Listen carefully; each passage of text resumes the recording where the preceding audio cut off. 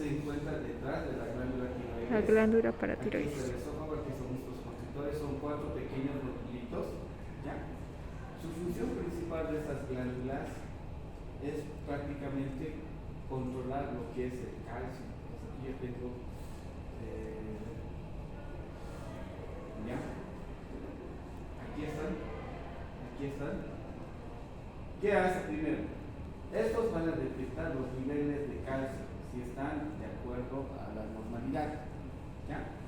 Entonces, si no está en la normalidad, va a ser de que aumente esos niveles de calcio.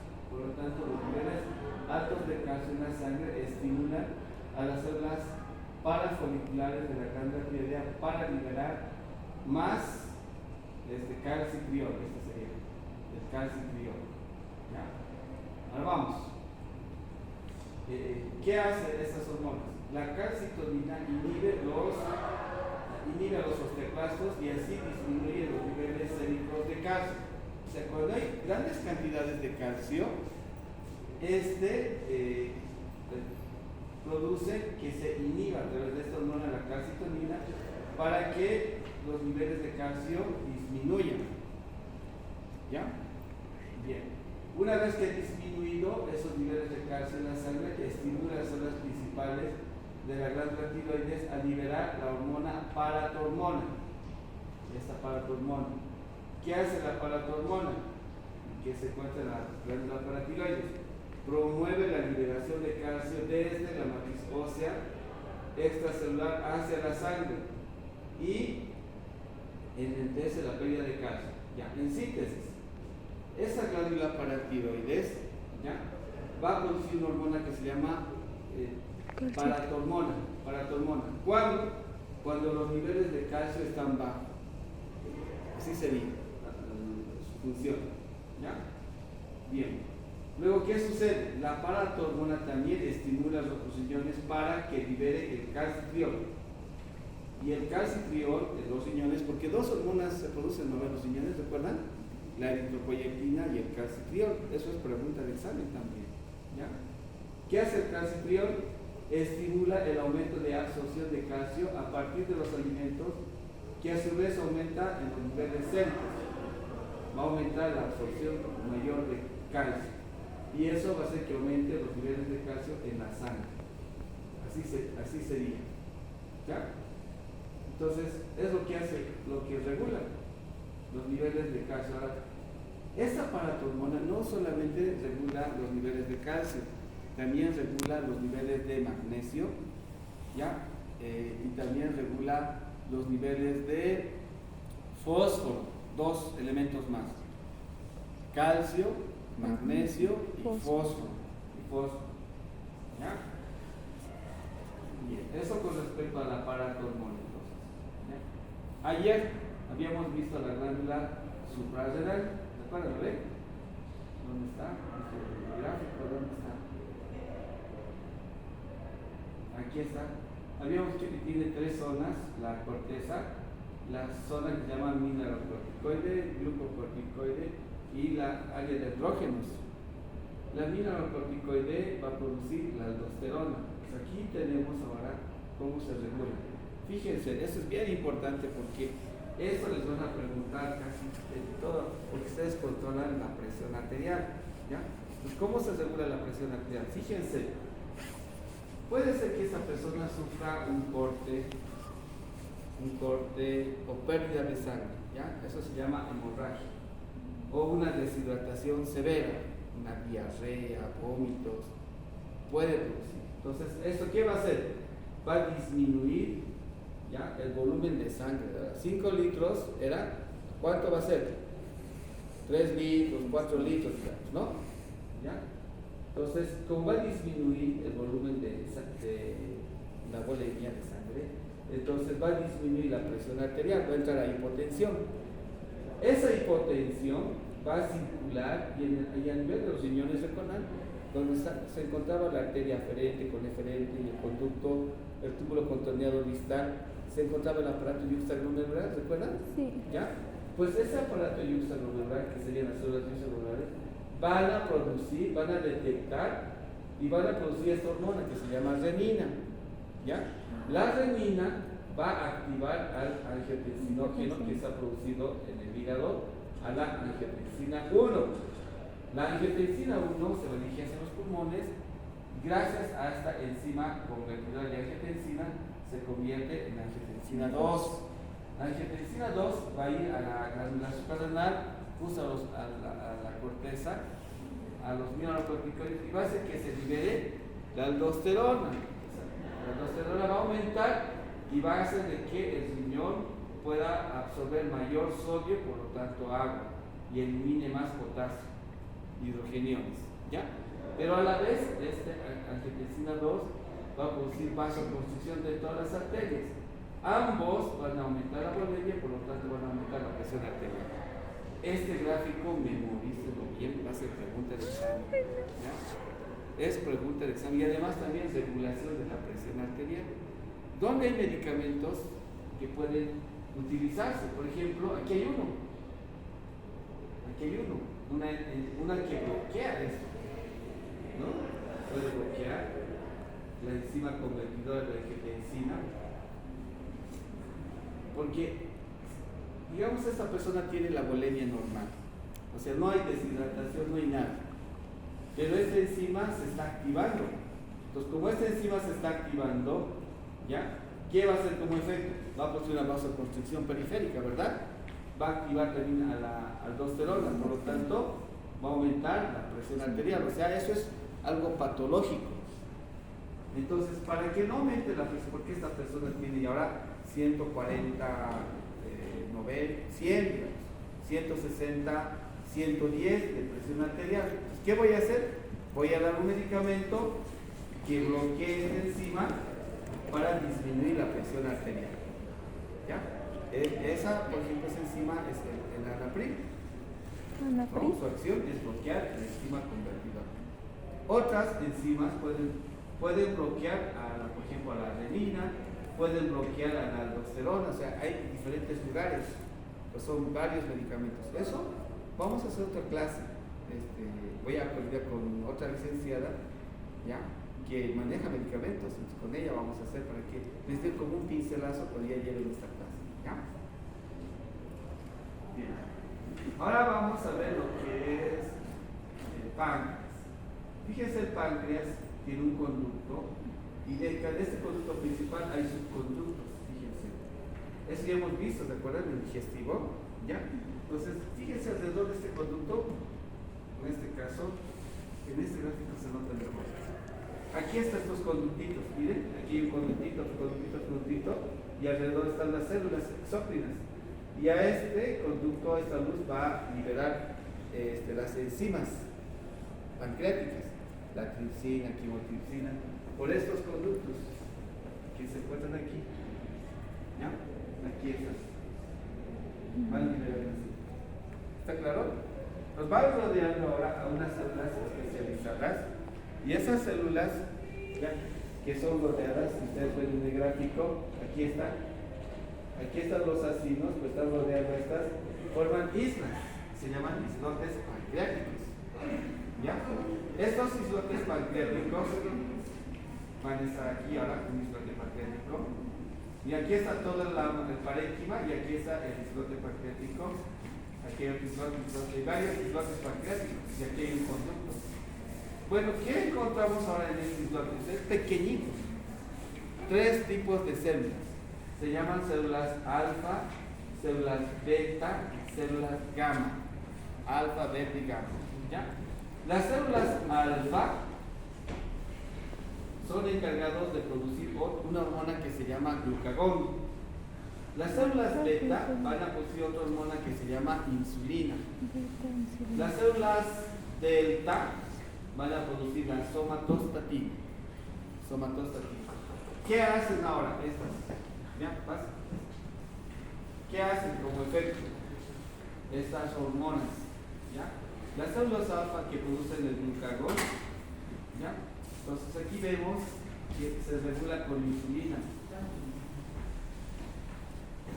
Tal vez cuando ustedes escuchen hablar de páncreas, vamos a hablar del control del azúcar, ¿ya?, del metabolismo del azúcar. Entonces el componente más importante es la insulina. ¿Qué significa eso? Si yo como cualquier alimento y si es rico en hidratos de carbono, este se va a convertir en glucosa, fructosa, ¿recuerdan, en un disacárido o en un monosacárido. Bueno, al final el que se absorbe siempre va a ser un monosacárido, ¿ya? Entonces, ese monosacárido ahora está circulando en la sangre. Una vez que está circulando, la glucosa se dirige a la celulita y en la celulita, al ingresar, se va directamente a la mitocondria para generar ATPs. Esa es su función. Entonces, es un componente energético. Pero si hay en exceso esa glucosa, entonces se puede depositar y almacenar ya como reserva en el hígado. Y después habíamos dicho, si ya ha sobrepasado la reserva en el hígado, se convierte ahora en grasa y se almacena en el cuerpo como tejido celular subcutáneo. ¿Ya? Ahora, ¿quién es el que lleva la glucosa para que se consuma ese azúcar? La insulina. La insulina tiene un efecto importante, ya no lo puedo leer, pero aquí sí lo voy a leer. ¿Ya? Se los voy a leer. ¿Ya? La insulina actúa sobre todas las células del cuerpo, toditas, sin excepción. Acelera la difusión de la glucosa hacia las células. Acelera la conversión de glucosa en glucógeno. ¿Ya? Por lo tanto, estimula la gluconeogénesis. Si hay mucho azúcar, o sea, a través de la gluconeogénesis, o al formar glucógeno en el hígado, ¿ya? Entonces está produciendo la reserva. ¿Cuál es el objetivo? De disminuir los niveles de azúcar en la sangre. Esa es su principal función. ¿Ya? Aumenta la captación de aminoácidos, ¿ya? Acelera la síntesis de ácidos grasos, enlentece la glucogenólisis y enlentece la glucogenoneogénesis. Después, por lo tanto, todos estos procesos van a disminuir el nivel de azúcar en la sangre. ¿Ya?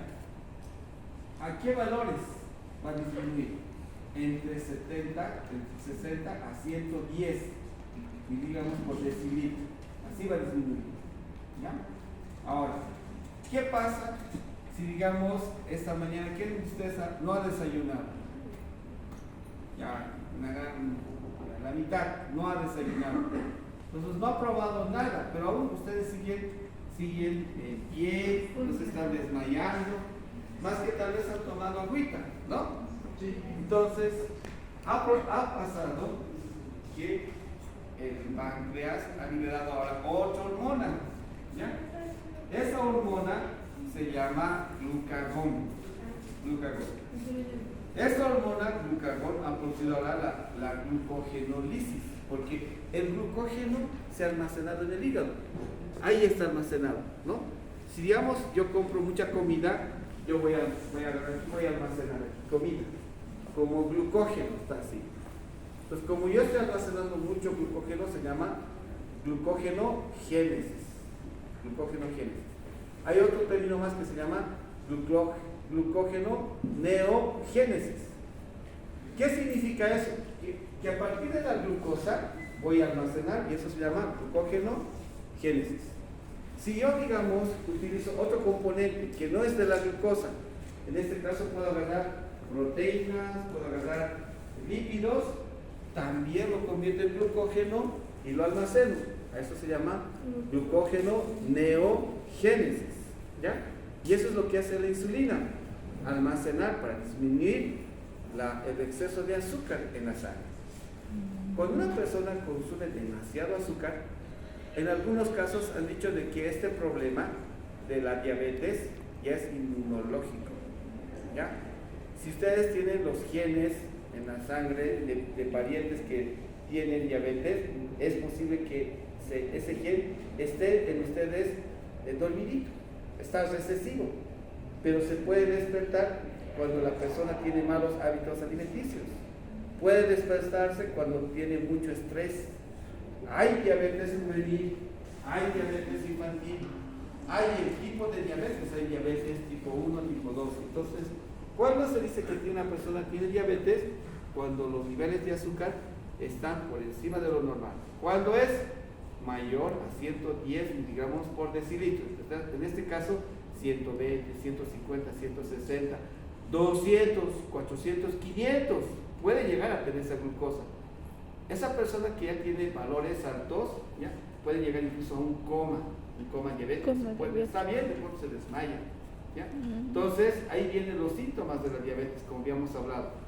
Primero era bien gordito porque era gustosito, tomaba refresco, comía, los niveles de azúcar se elevaban, y si tenía esos genes recesivos, ha despertado y al final, tanta azúcar que hay en su cuerpo, ¿ustedes creen que la insulina va a poder almacenar, disminuir? No va a poder la insulina. Por lo tanto, va a despertar esa enfermedad en su cuerpo. ¿Ya? Entonces, ¿qué se hace en este caso? ¿Qué se hace? Esa persona va a tener, primero vamos a diagnosticar, ¿qué va a tener? Pérdida de peso. Va a tener polidipsia. Va a ir constantemente al baño. Polidipsia es sed, ¿no? Sed. Polidipsia es sed. Poliuria. Al baño. Polifagia. Hambre. ¿No? ¿Qué más? No. Y pérdida de peso. Las 5 P's, ¿no? 4 P's. 4 P's. 4 P's principalmente. Sí. A ver, pérdida de peso. Poliuria. Polifagia. Polifagia. Ah, exacto, 4 P's. ¿Ya? Eso va a tener. ¿Listo? Entonces, ¿qué se hace como tratamiento? Se da medicamentos, 2 medicamentos, la glibenclamida y la metformina. ¿Ya? ¿Qué hacen? Hacen disminuir el azúcar en la sangre, ¿no? Y si no se puede controlar con eso, se coloca ahora esta hormona, insulina de bajo peso molecular, de alto peso, de mediano peso molecular, ¿no? Entonces, dependiendo de la gravedad, voy a administrar se agarra esta hormonita en una jeringa y se coloca a nivel del ombligo. Entonces lo pone, digamos, si el ombligo es esto, se hace como las agujas del reloj para no equivocarse. Se empieza aquí, luego aquí, hasta completar el círculo para saber las dosis. ¿Cómo ustedes se dan cuenta? Porque se forma un piquetito, ¿no ven? Al inyectar se queda como una cicatriz, así se va a quedar. Aquí he colocado el otro, luego aquí, así. Porque si colocan en el mismo lugar no vamos a saber cuántas dosis les hemos dado. Aquí nos interesa saber con cuántas dosis ha disminuido el azúcar. ¿Ya? Es subcutáneo. La administración de la insulina es subcutánea, con una jeringuita de 1 ml. De esas ml bien delgaditas, con eso se administra. ¿Ya? Entonces, habíamos dicho esto, se producen acá la insulina, las células beta. Las células beta son las que usan la insulina. Las células alfa, el glucagón. ¿Ya? Y la somatostatina, que es pancreática, es la que se encarga del crecimiento de las células. Igual, ayuda a la hormona de crecimiento, pero esto es el páncreas, también se produce en pequeñas cantidades. ¿Ya? ¿Tiene alguna consulta sobre el páncreas? No. Aquí nuevamente, glucagón, ¿ya? Esto se los voy a pasar para que tengan de referencia, ¿ya? Estas diapositivas. Sí, por favor. ¿Está en su libro? De Saladín. Sí, ¿ya? Es porque estaba bien esquematizado, justamente. Esto ya hemos visto, óvulos, esto también hemos visto. ¿Qué nos faltaría? Aquí, en las hormonas femeninas. Ya hemos visto que los estrógenos y la progesterona están relacionados para regular tanto el ciclo ovárico como el ciclo menstrual. ¿Ya? Eso ya hemos visto. Pero también se producen estas dos hormonas, tanto en el hombre como en la mujer. La relaxina. ¿Cuándo? Normalmente en el embarazo. ¿Ya? ¿Y en qué momento? En el momento del trabajo de parto. Esta hormona se produce en mayor cantidad. Cuando ya se acercan los 9 meses, la cadera tiene que ensancharse para completar los 10 centímetros de la cabecita del bebé. Tiene que pasar por ese canal. Por lo tanto, para no tener complicaciones, esta hormona se dirige al ligamento que se encuentra en la sínfisis púbica. Por eso, justamente esta articulación, tanto la sínfisis púbica como la articulación sacroiliaca, acá atrás, es de tipo anfiartrosis. Los ligamentos y cartílagos son los que unen, ¿ya? Entonces, estos ligamentos se van a relajar de tal manera que en el momento del parto, esto que estaba así tan unido, se separe. También acá se separe. Por eso las mujeres embarazadas sienten dolor aquí, un dolor aquí y sienten un dolor aquí en la espalda, justamente por eso. Y normalmente una mujer, después de tener un trabajo de parto, ¿ya? La cadera se va a ensanchar más todavía, se ensancha más. ¿Ya? Eso es lo que puse la relación. La inhibina inhibe la secreción de FSH de la adenohiposis. Eso está relacionado con los estrógenos. Cuanto más estrógeno se produce, más inhibina existe. Por lo tanto, disminuye el FSH para poder liberar la otra hormona que sí, que es la luteinizante. ¿Ya? Así funciona esto. ¿Está bien? En el varón, ya hemos visto de la testosterona, ¿qué hace la inhibina? Hay gran cantidad de testosterona, porque es la hormona más importante, entonces se libera la inhibina. La inhibina va a hacer que disminuya la secreción del FSH para liberar otra vez la LH. ¿Ya? Ahora, otras hormonas, por ejemplo, ya, hasta ahí son las hormonas que tienen una glándula específica. ¿Listo? Pero hay otros lugares donde también producen hormonas, por ejemplo, en el tubo digestivo. Y hemos visto, ¿no? La gastrina, las células G, ¿qué hacen? Promueven la secreción de ácido gástrico, jugo gástrico, aumenta el peristaltismo. ¿Qué más? En el páncreas, el péptido insulínico trópico dependiente de la glucosa produce la liberación, estimulación de insulina por las células beta. ¿Qué más? La secretina produce la secreción del jugo pancreático. ¿Dónde se produce la secretina? En el enterocito, ¿no? En el enterocito. La colecistocinina, ¿se acuerdan de la colecistocinina? ¿Dónde se produce? En el enterocito, igual, en el duodeno, ¿no? Produce la secreción de jugo pancreático y de bilis. Esto les voy a preguntar, memoricen de estos cuadritos, por favor. ¿Ya? Placenta, no es frecuente, pero esta hormona, la gonadotropina coriónica humana, ¿ya? Solamente aparece en el embarazo. Entonces, cuando se hace un test de embarazo, esta hormona aparece, si es en la sangre, en el primer retraso menstrual. Si digamos alguien se ha portado mal y quiere saber si está embarazada, ¿ya? Entonces tendría que ser ¿qué? Un test en sangre, no en orina. En orina necesita una semana de retraso, 4 días, 5 días, para salir positivo.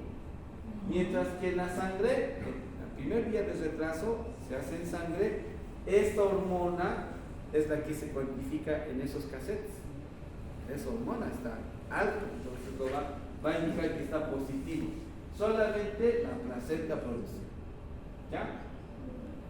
Estrógenos, progesterona ya hemos visto. ¿Qué dice? Somatotropina coriónica. Riñones, ¿qué produce? Renina. Angiotensina.